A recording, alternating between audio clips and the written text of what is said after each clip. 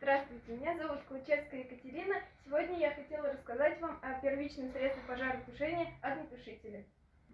Огнетушитель – это устройство, предназначенное для тушения очагов пожаров за счет выпуска огнетушащего вещества. Рассмотрим его поподробнее на примере огнетушителя углекислотного ОУ-5. Он представляет собой баллон красного цвета с запорно-пусковым устройством, на котором расположены пломба, чека, шланг и раструб. Рассмотрим способ тушения пожара при помощи углекислотного огнетушителя. Перед тушением мы должны обезопасить себя защитными перчатками, чтобы не получить обморожение мягких тканей рук, поскольку при срабатывании огнетушителя он достигает минус 70 градусов.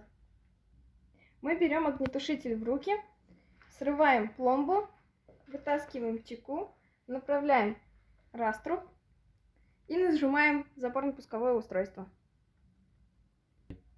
При введении в действие огнетушителя из его сопла под большим давлением начинает выходить вещество, способное потушить огонь.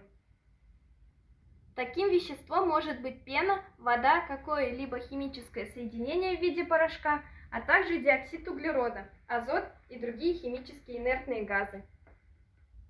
Огнетушители в России должны находиться во всех производственных помещениях, а правила дорожного движения обязывают держать огнетушитель в каждом автомобиле.